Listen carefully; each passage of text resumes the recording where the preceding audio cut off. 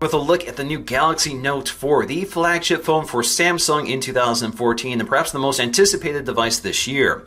So the Galaxy Note 4 is the same size, 5.7-inch display as the Note 3, but this time we have a Quad HD display with a resolution of 1440 by 2560 instead of the 1080p from last year.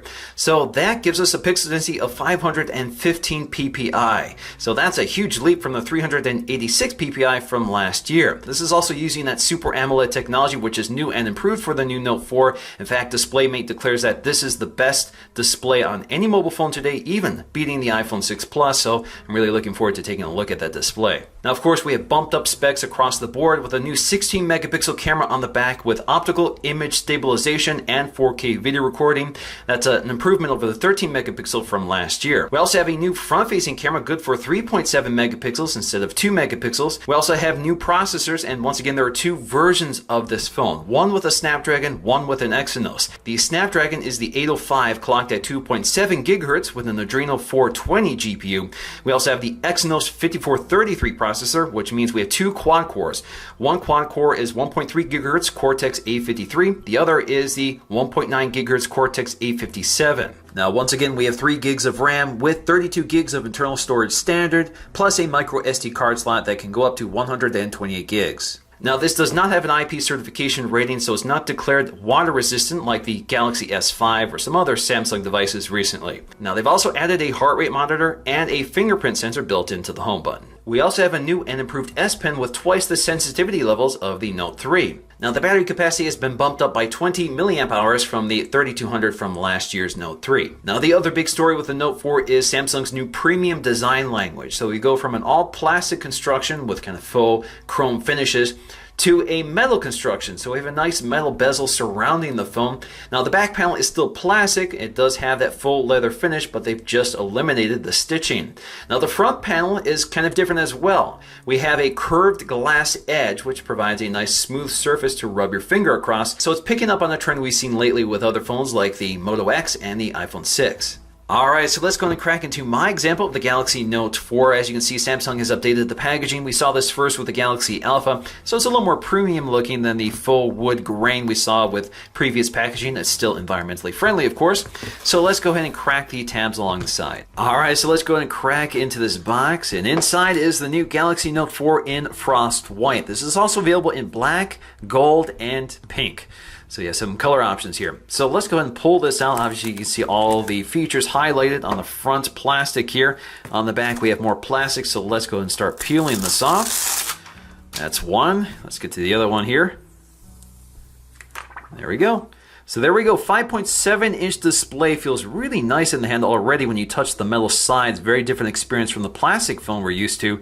So again, very interesting. It looks very familiar. It looks like a lot of other Samsung devices, but the differences are in the details. We also have a little protector covering our camera lens here, and that's it. There is no little strips of plastic along the side. Now, of course, we're going to need to find our battery, so let's get through all of the accessories. And they're not just run-of-the-mill accessories, and I'll explain in just a moment here. So you can see we have our paperwork kind of nicely tied together here. So I guess we have some forms which are unique to the Hong Kong market or Asian market here. You can see our quick start guide. Of course, we're going to go through all of this in this video. And then we have our safety warranty information, again, in a language I don't understand. So let's get to the stuff I do understand, which includes a micro USB charging cable, a standard white micro USB charging cable.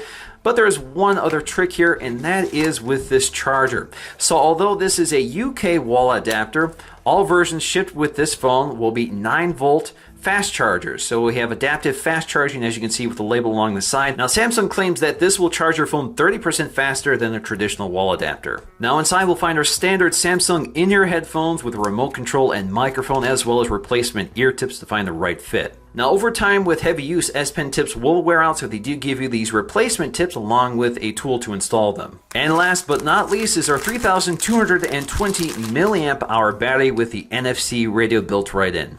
Now let's go ahead and install that battery. Just have to pry off the back panel. So once again, pretty standard stuff for Samsung. We have a little shield here, but the NFC radio is built into the battery, so nothing's built into the back cover.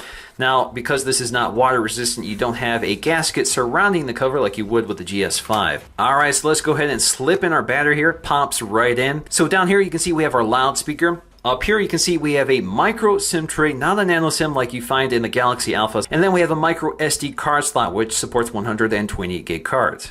Alright, so let's go ahead and snap on our back cover and get this started. Alright, so let's take a look at the new Note 4 design. And as you can see next to the Note 3, it is a bit taller than the Note 3, even though they have the same display, 5.7 inches. Of course, much higher resolution on the Note 4.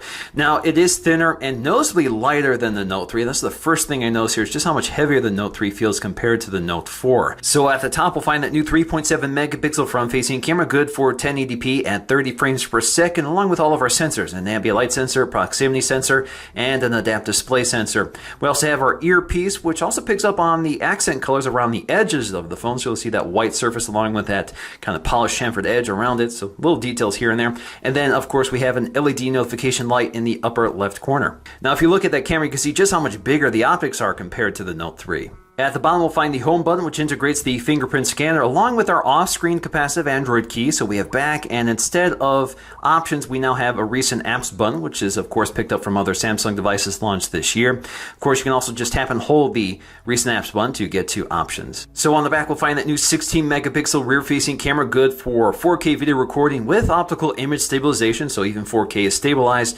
We also have our heart rate monitor right below that, right next to the single LED flash. Now, the loudspeaker has returned to the back of the phone. This used to be on the side of the Note 3. This is also on the side of the Galaxy Alpha, so I'm a little surprised to see it back here on the back. Of course, with a back-facing speaker, you have a little bump out here to prevent you from muffling the speaker when you lay it flat on a table. Now, this opening is pretty small relative to the size of the speaker behind the back panel, so that's kind of interesting. So at the top of the phone, you'll find the headphone jack, one of the microphones, and of course an IR LED blaster for controlling your AV equipment, and the software is included. Now along the right edge, you'll find the sleep wake power on and off button. As you can see here, the buttons also pick up on the design motif of the bezel with the chamfered edge along with the painted surface. Now along the left-hand edge, we'll find our metal volume rocker, very similar to the Galaxy Alpha, very thin but very tactile and easy to operate.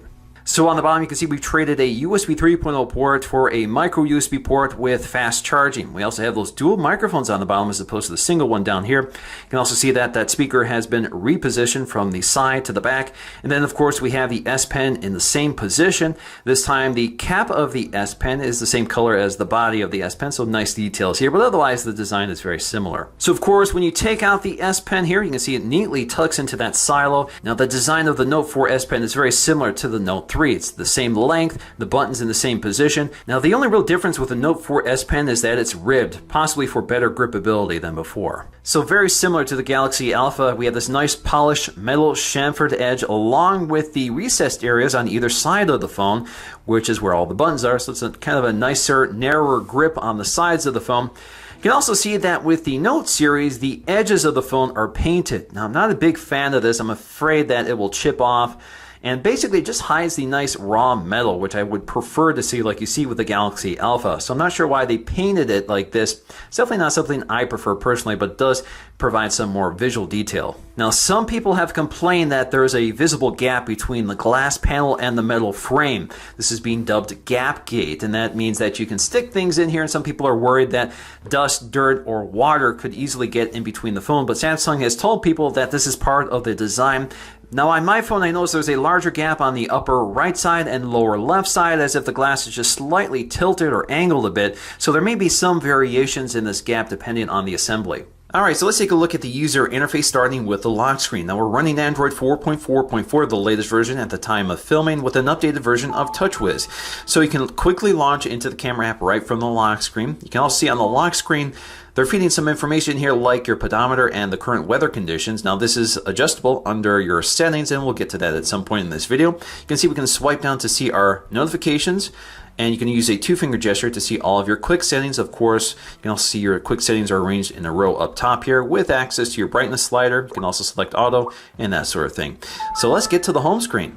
So on the home screen, you can see that we can swipe through our available home pages. We can pinch in and out to see all the home pages and select the preferred home page by selecting the home icon at the top. You can also remove pages. So if we add a new page here, if we tap and hold on to it, take it up to remove, deletes it. You can also add your widgets from here as well. You can see the system moves really quickly. You can also see we have our home screen settings. Now we have something called Flipboard Briefing, which you can toggle off, as well as change your transition effects for the home screens. Now what is Flipboard Briefing? So Flipboard Briefing replaces My Magazine that was always powered by Flipboard. Now Flipboard pretty much has taken over this.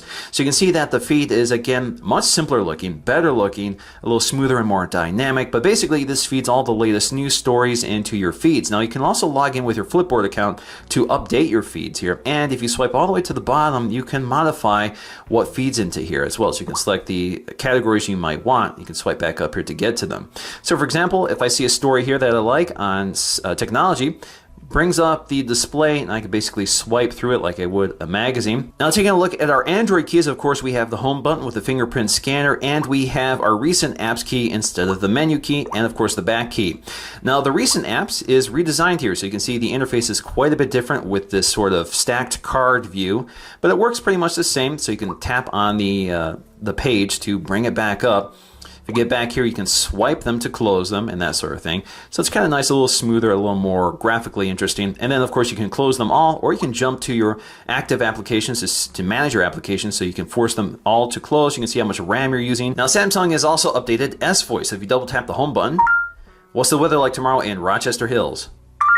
On Friday we'll have some sunshine with a few clouds. So you can see the S Voice interface now pops up above whatever you're doing and then disappears automatically. And if you want to go to full screen mode, just tap that, takes you back to full screen. And of course, if you just want Google Now, just tap and hold this button.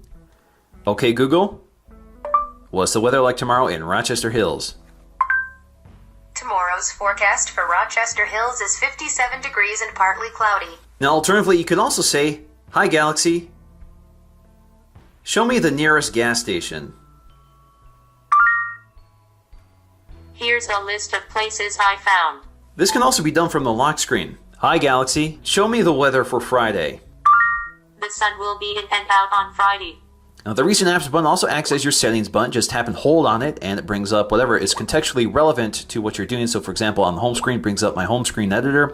But if I'm in a browser here, it does the same for the browser. Now if you tap and hold the power button along the side, you get some options here. So power off, airplane mode, restart, emergency mode, and of course you have your mute and silencing options here as well. And we also have lots of options with volume control. So if you hit the volume button, you get to all of these available controls. So you can independently control ringtone, media, notifications, and the system volume. Now there's a lot to talk about with that S Pen. So as soon as you remove it from the silo, this Air Command utility pops up right away. If you tap anywhere on the screen, it goes away. If you want to re-invoke it, just tap the button along the side within hovering distance of the screen, and it comes back. Now this S Pen can be used for all parts of navigation, even the off-screen Android keys. Now you can hover the tip of the pen over the screen and you get this little cursor here. So if you wave it over something like the tabs up here, you can see that I have 9 open tabs. I can see that this is more options. I can see that this is home, and this works across many apps. Now when I hover it over a text box up here, you can see I can actually input text by tapping up here, and I can handwrite it in or edit with my S Pen. So for example, I can hit this back button and just write in CNN.com. Sees it right away, and we can go ahead and launch it. Now you can just hover the tip of the pen over photo galleries, for example, to expand them out so you can see them, and then you can tap on the image you want to view it. And again, just wave the tip of your pen over any of these icons to find out what they are. Now this S Pen is also great for dragging and dropping to select text, certainly much better than using your fingers and a lot more precise. Alright, so let's take a look at Air Command, starting with Action Memo. So this brings up a note app and you can start writing information down. So for example, if you start writing a number down, that's pretty sloppy here, but if you take this little action icon up here, so I have several options here. So I can create a new contact based on this, and it wants to select which account I want to use here. So you can see it's identified the phone number here and started filling it out for me. So in theory, I could jump back here and start writing in more information. So for example, if I start writing in my name, and now select the action icon here, let's go to create a new contact. It sees my name and my number, works pretty well. Of course, I could also do a website here, theverge.com. See how that works. So I can go to a link here, theverge.com, got it right away. Now let's take a look at Smart Select, which is really interesting here. So basically you just draw a box over anything on the screen and it will provide this little image clip as well as identify the information in that image. So it can see the text here, And so for example, it sees the date and time, and you have the option to add an event to your calendar or see the location so you can see it on the map and that sort of thing. So you see all the information kind of lined up for you.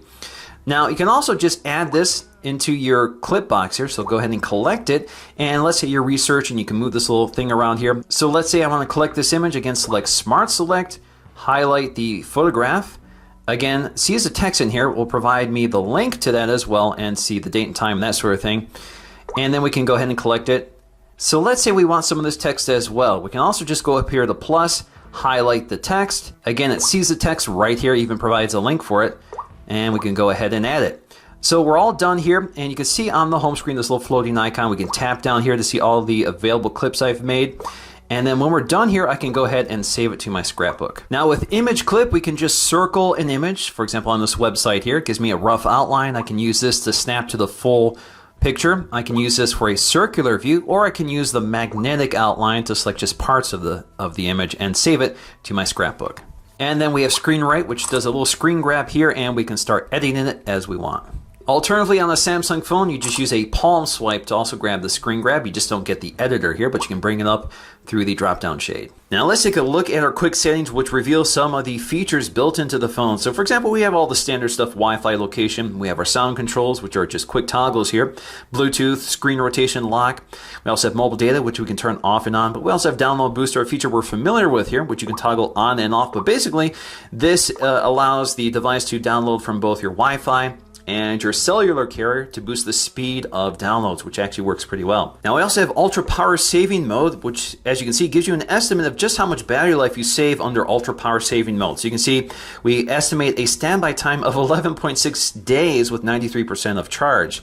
So again, this is pretty much a limp home mode that dramatically dials back the features and performance of the phone in order to preserve the ability to make phone calls or messages. So there we go. We have a really dim grayscale screen with a limited selection of apps. So as you can see here, you can select from a very narrow selection. You can swipe down and see your notification panel and your settings panel, again, much simplified from the standard interface. Now, ultra power saving mode is pretty crippling, so there are plenty of other power saving options here. So if you want to get to this control panel, just tap and hold on it. It takes you to that control panel. If you turn this on, you can see there are lots of other options here, such as restricting background data, restricting performance, and if you tap on that, you can control exactly how that behaves as well. So you can see you can dial back CPU performance, the screen output, turn off the touch key lights, that sort of thing. And then you can also enable grayscale mode if you prefer. Now we also have familiar Samsung features here like Smart Stay, which will monitor for the presence of your eyes and prevent the screen from going to sleep if you're looking at it.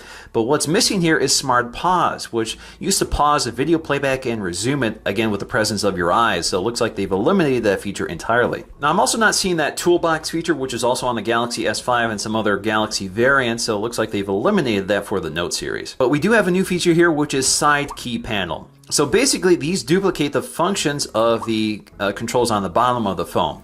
When you tap the screen, it kind of hides for you, and when you need it again, it swipes out just with a gesture. Now you can reposition this just by tapping and holding this move icon and reposition it anywhere on the screen. Again, the idea here is to make this phone more one-handable so it's within thumb reach. So it's kind of nice. I really like this feature. So again, when you don't need it, it just hides. When you need it again, just swipe out. Now it behaves exactly the same. So if you tap and hold the home button, brings up Google Now. If you double tap, brings up S Voice. If you tap the recent apps, brings up recent apps. Tap and hold, brings up your options or menu options. You can also tap and hold the back button to get to your multi-window mode, which I'll explore in just a moment here. Now we can also drag this up here to remove, to get rid of it, or we can take it up to edit to change some of the features. So for example, we can change the transparency. We can also disable quick minimize. So if you don't want that to disappear when you tap the screen, you can select this instead. And we can manage the keys, which is very interesting here. So with keys, you can add up to 4 keys to that panel here. So for example, if you want to reduce the screen, basically this is one-handed mode, you can add it. We also have an options button instead of long pressing the recent apps keys, so you can drag and drop this up here to replace one of the buttons. And of course we have the app drawer as well. So let me just show you what reduce screen does. Now basically this is one-handed mode. When it does this, you can see it resizes the screen, and you can manually resize this to whatever size you want. Now you can also maximize it, and you can also drag and drop this to the left side. So if you want a left justified one-handed mode, again you hit one-handed mode and it's left justified. Now you can see that that key panel disappears, and instead you have your controls here on this panel like so. Now we can also increase touch sensitivity, so we can use this phone with gloved hands, which is particularly useful in cold climates like where I am. Now car mode simplifies the interface for driving conditions. So for example, we have basic controls for phone, messaging, navigation, and music, and all of it is controllable through voice. So you don't have to touch your phone at all. So you can say, "Hi Galaxy, navigate to the nearest gas station." Getting directions to gas station. Now this app will also help you record the location of your car. So for example, you can take a photograph, you can record your voice, like say level 3, section B, you can record that, and you can record the geolocation. Now multi-window mode has also been enhanced or updated for the Note 4. And as you can see, when you tap and hold the back button, it brings up the tray and it automatically disappears. No little tab or anything like that, just disappears. Now if you don't want this feature to accidentally activate, you can also select multi-window mode up here and turn it off entirely. So let's go and take a look at multi-window mode for this phone. Now you can do windowing here. In order to do that, all I have to do is tap on the icon, it brings up a window. Now you can open up to 5 windows at a time, so that's quite a few of them. So now I have 5 little windows I can move around here, and I can also resize them by dragging and dropping them. As you can see here, there are some limits in terms of how small you can make those apps. But when you press the home button, they completely minimize into these little badges which float around on the top. So for example, if you want to go back to a browser here, you can see they're floating around on the top, and of course you can move them around like so, and you can tap them to bring them forward. Now when you have one of these windows active, they're highlighted in blue. So for example, you can hit the back button to navigate through that window here. And of course, you can tap in the URL bar and you can enter in your text. You bring up a keyboard and that sort of thing. So pretty standard stuff. You can also tap on this little icon here to maximize the screen, minimize it into that badge icon. You can tap on it again to bring it forward. And you can do other things like copy text and items from this window to post it in another video. And of course, you can just close it. Now, alternatively, you can bring up a side-by-side view. So just tap and hold on the icon, drag it to the screen. And let's go ahead and grab another item here, like so. And as you can see, these are still in the way, so let me go ahead and close them. But you can see that you can have up to 5 of these windows open while having 2 windows open side by side. So there we go, we can resize the window. You can see that the active window is highlighted in blue, and that allows us to use the Android keys at the bottom. So for example, if you want menu, just tap and hold on it. It takes you to the menu options in the Chrome browser. I can also tap that icon to maximize the window, shrink the window down. So if I want to shrink it down to the badge, like so, it'll do that. I can also swap between the top and bottom window, like so, or just close the window entirely. And I can also copy one item from one window to paste it in another window. Now you can also window apps just by swiping in from the upper right or left corner, and then you can reposition it and resize it as you want. So again, this works with all apps or all active apps, like so. Now, not all apps can be minimized. So for example, this Instagram app does not respond to that gesture. Now we can also edit what appears in this little tray here. So you can see the available apps over here and all the apps that appear. So if you want to remove some, just drag and drop them to this side. You can also create a custom recipe. So for example, I have YouTube and Chrome open right now. So if I go to create, it automatically creates a recipe up here. So it automatically launches both windows side by side when I tap it. Now, as you can see here, we do not have recent apps within each window like we did with the Note 3. Now there are a few controls from multi-window mode to take a look at here. So we have that pop-up view shortcut, which again allows you to bring up that pop-up view just by swiping in from the corner. Again, that's only with compatible apps. So if you don't want that to activate, you can disable it. I do find that I've accidentally or unintentionally activated it when I want to swipe down from the screen. Instead, it activates that pop-up view, which I don't want. So here is how you disable it. Now we also have open in multi-window view, which is off by default. So if you enable this and you're in an app that requires another app to open, instead of opening that app and replacing what you're looking at, instead it will bring up a pop-up view, which is kind of useful. So let's say you're in the browser and you see a YouTube link. When you tap on that, instead of completely replacing what you're looking at, you now get a window with YouTube. Now let's go ahead and set up our fingerprint scanner. Now I'm going to use S-Finder to find the fingerprint scanner under settings. So I'm just going to start typing in finger. So you can see finger scanner found right under settings, and we're going to go to fingerprint manager, click OK, and then we're going to train a finger. Now in my case, I prefer to side swipe my thumb because that's more of a natural grip here when you're using the phone. So let's go ahead and do that. Now the next step is to create a backup passcode in case the fingerprint scanner fails, and this time we need 6 characters. Alright, so let's go ahead and swipe our finger to unlock. Now, private mode allows us to hide certain files, images, that sort of thing behind a passcode or a fingerprint scan. So if I swipe to enable private mode, I can now hide certain things. This only works within certain Samsung apps. So for example, the gallery app, this works just fine. So if I go to this image here, if I go up to options, swipe down to move to private, this will hide the image. So this will only be available in private mode. So in order to activate private mode, you need to use a passcode or your fingerprint scan. So up here, I have a private folder. And if I want to hide that image from view, I just go to my drop-down shade here, turn off private mode, click OK, that folder disappears. And to regain access to it, just enable private mode, swipe your finger, try again, and it will come back. There you go. Now we also have Quick Connect from the drop-down shade, and this allows us to see devices nearby that we can control, broadcast media to, that sort of thing. So you'll see my AV receiver, so I can play content to it. I can see my printers, I can see my Samsung Smart TV, I can see my Chromecast. So if I tap on any one of these, I can perform a variety of actions based on the app selection. Now, one of my favorite aspects of TouchWiz is S-Finder, which is a really great search tool for your device as well as the web. So, for example, you can bring up anything here from settings to apps to calendar appointments, that sort of thing, just by typing in here or speaking it. So, for example, I can start typing in Android. So let's start searching right away. So you can see Android appears under Settings. We can see it under Chrome, My Files, under My Calendar, Office Suite, and a web search right below. I can also limit the search by time, so I can see last 30 days and that sort of thing. I can also use tags, GPS locations, and that sort of thing here. And I can select the type of content, so notes, conversations, help documents, images, music videos, and that sort of thing.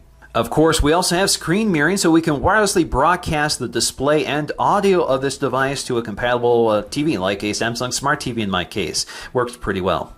Now we can also edit this notification panel, so you can see we have the active buttons, which are at the top here, and the available buttons. Now all the available buttons appear when you swipe down with that two-finger gesture, or you can just tap up here to get to that as well.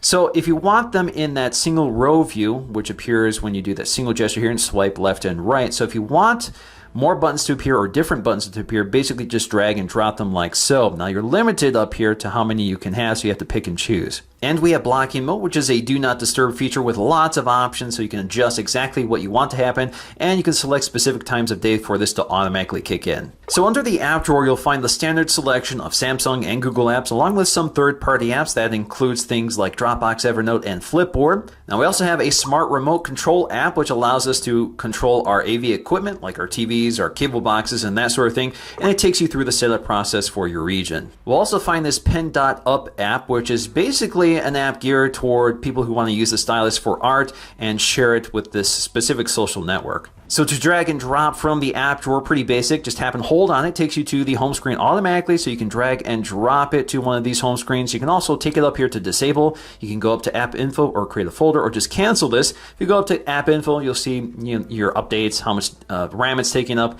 that sort of thing. You can also force stop it. Now you can folder items within the app drawer. You just have to go up to edit or create folder. So if we create a folder here, let's just call it Google.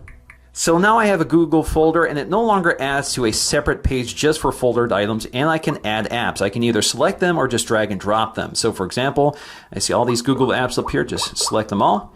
Now you can drag and drop this folder to the home screen and that sort of thing. It doesn't look like you can change the color of the folder like you used to be able to. Now if you create a folder, you get a remove folder option like so, and basically it will restore the layout to the existing layout before you foldered everything. Now we can also go up to edit here, which allows us to drag and drop within the app drawer, and as you can see, you get all those options up here for uninstall, app info, create page, or create folder. Now you can also sort them by custom order, so the order you selected, or the alphabetical order, which will take folder items out of their folders. Now we can also see all of our downloaded apps, and you can uninstall those apps if you want. Now you can also uninstall or disable apps, at least the ones that are eligible for that. So for example, you can see I can uninstall the Messenger app here, so I can disable it. It looks like I can't uninstall it, but there are some apps you can uninstall, such as Office Suite here, which I downloaded, so I can uninstall it and it disappears. Now if you disable an app, like so, it will actually appear under disabled apps. So we can show disabled apps like so. And if you can't uninstall or disable apps, you can actually hide apps, and you can hide as many as you want. And again, you have a separate folder for hidden apps if you want to see those again. Now the settings panel has also been redesigned, again, much more organized, a lighter background color. So you can see we have things organized by connections, device, personalization, system, and applications. You can also search this instead of having to poke through all of them. So you can search for example, if you want fingerprint, just start typing in and it finds it right away.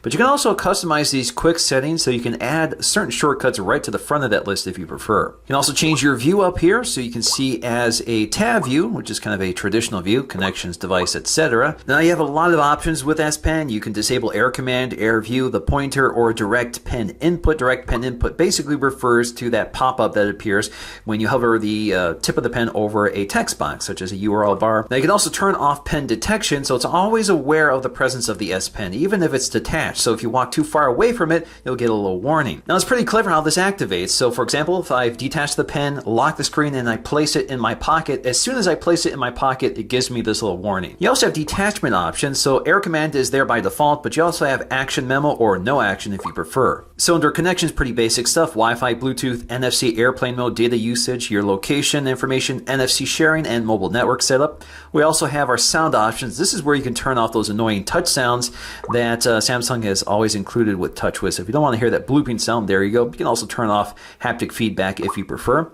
We also have display and wallpaper. Under display, you can control your brightness, your wallpapers, your fonts, and you can enable one-handed operation. So you can reduce the screen size just by swiping in either from the left hand or right hand edge. You can also use one-handed input for certain keyboards like calculators, the phone dialer, and that sort of thing. We can also use that side key panel, so we can turn that on. Again, that's a quick setting up here if we want. So to activate one-handed operation, just double swipe from the edge. So if you swipe in from the right edge, you get right justified, same with the left edge. So if you remember at the start of this video, I talked about the lock screen, which had the weather information and pedometer, and this is where you can disable that information or add additional information such as help text, owner information, dual clock, and you can change the clock size as well. You can also change all the unlock effects. So you can see this is the one they come with, but there are certainly many others. We also have motions and gestures. Now direct call is great. This has been around for quite a while, so if you're looking at a contact or if you're looking at a text message, in order to call them, all you have to do is raise the phone to your ear, automatically dials it for you. Smart alert will basically give you a little vibration if you pick up the phone and you have a pending notification. Mute pause, you can activate by placing your hand over the screen or flipping the phone over. We also have palm swipe to capture, which again is that screen grab feature. We also have easy mode, and they actually prompt you to select whether you want standard mode or easy mode when you set up the phone for the first time, but easy mode is basically the grandma mode. It simplifies the interface. So there we go. We have bolder, bigger icons with all the major icons placed on the surface with a flashlight, a magnifier, that sort of thing, which uses the camera. And of course, you can also add additional apps. Again, the interface is much simpler. You can see more apps here as well. And you can see we can also quickly add contacts from our contacts book. So instead of having to search for your contacts list, you just tap them here to call them. Now they've done a lot with the keyboard. So you can see up top we have our toolbar, which has lots of options. They're no longer buried behind a settings button on the lower part of the keyboard. You can also see your symbols here, and you can snap back here. Now if you tap settings, you get to all of these options, which you can quickly toggle on and off. You can also enable keyboard swipe for continuous input like so. You can also jump to more settings to find lots and lots of other options. Now you can go up here for your clipboard, so you can see everything you've added to your clipboard. You can see the various keyboards you have available to you, such as the standard QWERTY English keyboard, a 3x4 keyboard, full handwriting keyboard, and then we have box handwriting keyboard. So with handwriting, you can just use your finger. Of course, you can also just use the stylus. We also have voice input. This is a test of voice input, period.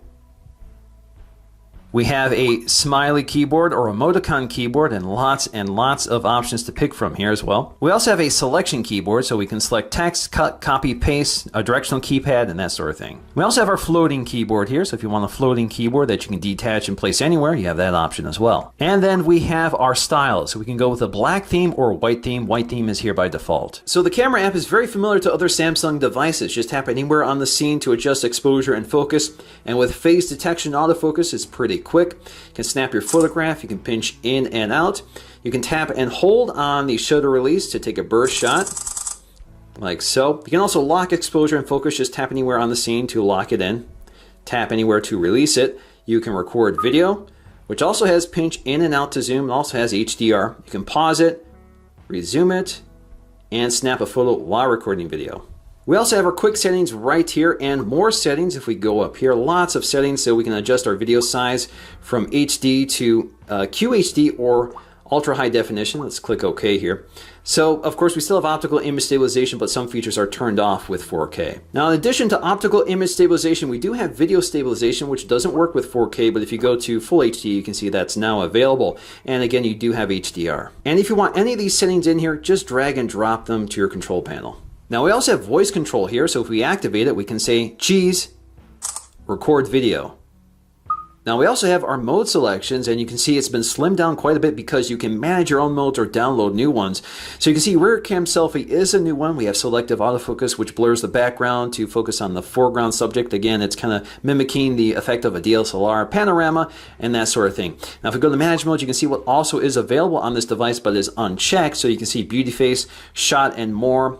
You also have dual camera mode and virtual tour. Dual camera mode records both a front-facing and rear-facing camera at the same time. So if you want to add that, just check it, and you can see we now have it. So let's select dual camera mode. Now the glue effect is really interesting here. So I can select something in the background to stick the rear-facing camera image. So automatically finds it. So it found my display here. So as I move my camera around, you can see that the rear-facing camera now stays stuck there. So it's kind of an interesting effect. Now the rear cam selfie is a new mode which basically allows you to use the rear facing camera. Of course you can't see yourself when you're taking a photograph, so it automatically snaps the photo when it detects your face. Now the front facing camera has a new trick thanks to the heart rate monitor on the back. So if it detects your face, all you have to do is tap the heart rate monitor on the back to act as your shutter release. Of course you could also say cheese, and you get a little countdown and it'll take this picture for you. Now we also have this wide selfie mode, so if you want to take a photo, shoot. Basically you just swing the camera left to right and it stitches it all together for you. Now with that quick autofocus, pictures come out sharp with just the right amount of saturation, the correct white balance and exposure.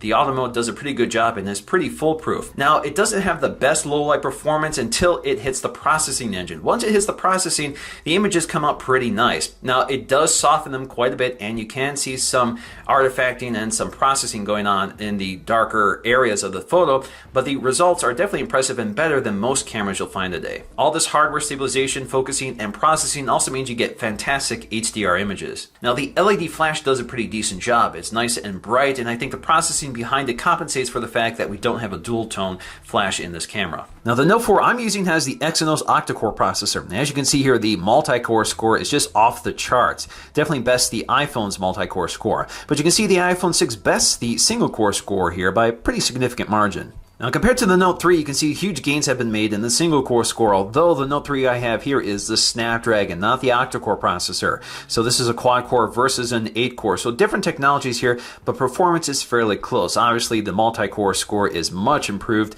and the single core score is also improved. So what about that notorious TouchWiz lag? Well, I think throughout the course of this video, you'll see that this phone is smooth and quick. So I think Samsung has done a good job optimizing the latest version of TouchWiz with Android 4.4.4, so it's a smooth performer. You also have that high-end internal specs, which keeps up with the software demands of this phone. They've also scaled back some of the features from previous Note devices and improved the interface design. Now in terms of battery life, after about 7 hours and 46 minutes, my screen on time was a little over 4 hours. That's at maximum brightness. I think that's pretty decent, certainly nothing great. So definitely the biggest selling point of the new Note 4 is that display. Again, this is that Super AMOLED technology now with QHD resolution with a stunning 515 pixels per inch. So text looks pin sharp. Certainly far more resolution than you need for your eye, but you can definitely tell the difference if you jump between this and a 1080p display. But the resolution gives you really sharp images and video, and of course the display uses that Super AMOLED technology, which is an emissive technology, meaning that if you have dark pixels, the pixels are not lit. So you get absolute blacks with deep contrast, so everything really pops on the display, and then you have those vivid colors. Now it's not oversaturated, and as I said, DisplayMate considers this the best mobile display on the phone right now. But the only drawback with these panels is that they're not as bright as an LCD panel, so they're not as viewable outside, although this panel does a fairly decent job. The other standout feature here is the camera. So again, 16 megapixels, that's a lot of resolution with optical image stabilization, which does make a big impact. We We also get 4K video recording with optical image stabilization, which also dramatically improves the results without having to use a tripod. So a handheld 4K is not as bad as it was with the Galaxy S5 or the Note 3 from last year. Also, it's really quick and accurate autofocus with continuous autofocus on video, which is pretty smooth and seamless. So in the end, with a stunning display, fantastic cameras, improved design and build quality, with excellent battery life and performance, with unique software features that make this even more useful than before, the Note 4 is definitely one of the flagships of 2014. So that's going to do for me in this video. Thanks for watching, and I'll see you again in the next one.